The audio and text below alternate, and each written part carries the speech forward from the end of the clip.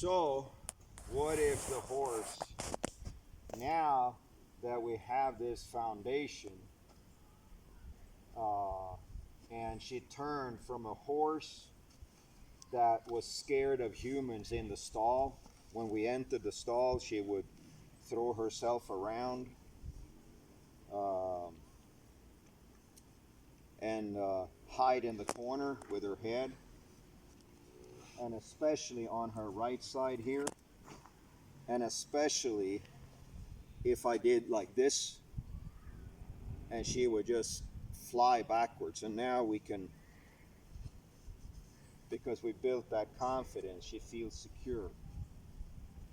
So, what would have happened just a few lessons ago when we first met this horse had she gotten stuck in the neighbor's sheep fence or in anything, a wire, a rope, whatever? She probably would have pulled her foot off. So now that we're this far along, so this is the last thing I do before I climb aboard tomorrow for the very first time. So this is a soft cotton rope. So I will provoke her, because if she's gonna move backwards now with her foot, I want her to do it now with a thick, smooth cotton rope, not with a wire or, her foot stuck in a metal fence or between two rocks. So I would provoke her like this.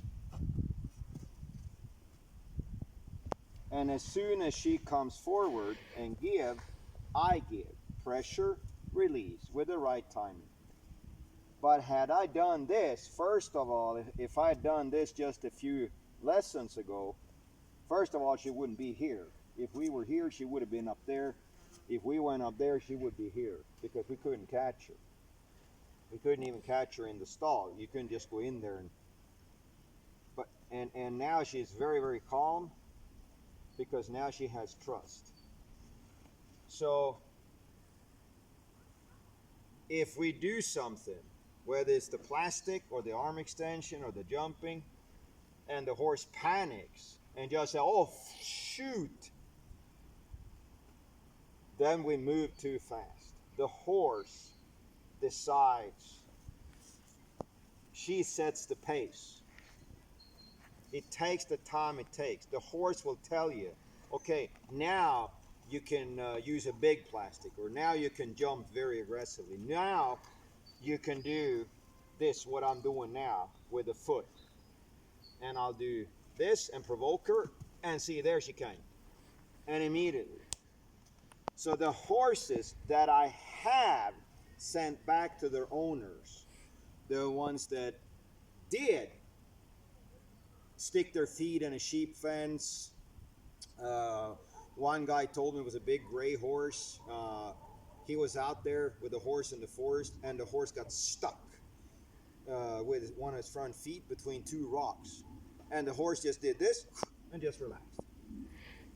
And none of the horses that I've sent back to their owners, the ones that, the few that has, the ones that got stuck, none of them needed veterinary care, and none of them had to be put down.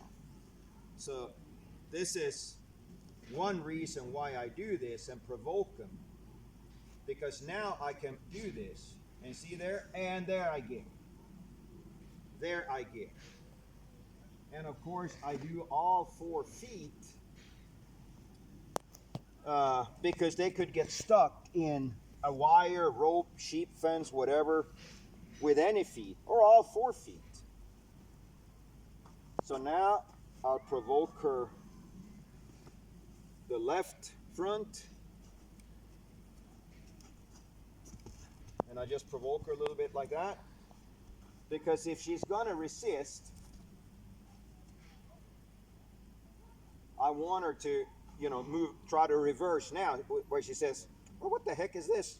And because this is not going to cut through her skin and cut her tendons. But you see how calm she is, and the horse is a flight animal. This is the worst position a horse can be in. I mean, of course, if she wants to run away, she just run away. I have to just drop the rope. Like there. But you see there how she resists? There! And there I get. So that's what I wanted to provoke, you know, where she like, oh, my God, give me my foot. So had that been a sheep fence or a wire or something, she could have really hurt herself. And eventually now, we'll be able, and remember, this is nothing you try at home when you're inexperienced, because you need to know when you can do this, because you could kill the horse and yourself, or at least, you know, you could injure yourself, you could injure the horse, and that's the last thing we want. We don't ever want the horse, you know, to feel pain or anxiety or panic. So now I can do this to provoke her a little bit.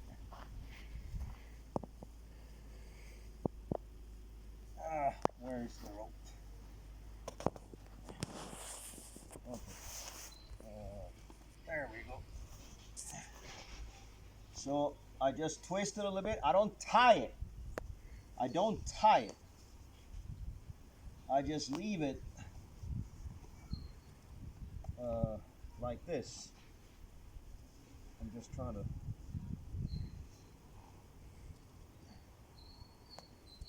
straighten it out. There we go. There we go.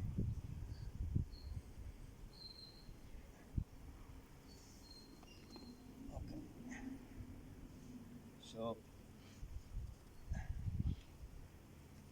I twist it, but I do not tie it. And then I do this, and I twist it a little bit more. But remember now, do not do this before you're experiencing it, because if you read the horse wrong, you could really hurt the horse. If I get hurt, well, you know, I volunteered. It's my own damn fault because I didn't read the horse correctly. But we sure as hell don't want to hurt an innocent animal. So we're doing this. Why? To save her life. Because like I said, you see there how she does not panic. So how can this save her life? Well, I started it just a few days ago, giving her a few lessons from the ground. Remember the first time we put her in the round pen and we were standing up here, she just ran with her head high and her big eyes, because she'd been programmed to run, because we chase him. That's not how you do the round pen work. We do it at a walk and not chasing. And then we have built this foundation and trust and security. And I'm experienced enough now. And you see here now, see? This is what we see, no panic. See? So had she not moved now, I would have provoked her. I would have pushed her a little bit. But see here? You see now she wants to investigate the chair or something? No panic. And if she had panicked now, or just, you know, get really scared, that means that I'm not as good at reading the horses as I think I am. Because they should not get scared. That's the last thing we want. We want this to be a positive experience. Just like this. And of course, I also put the rope around the hind feet and do the same thing. All 4 feet.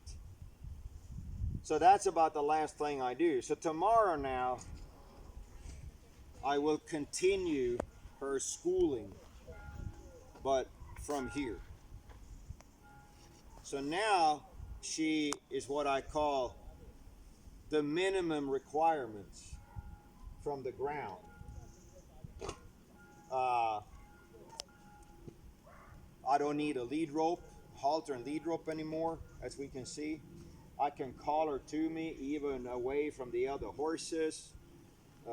We've had other horses, several running around out here, playing and running, and I've been working her in the other pen there, and she's totally fine.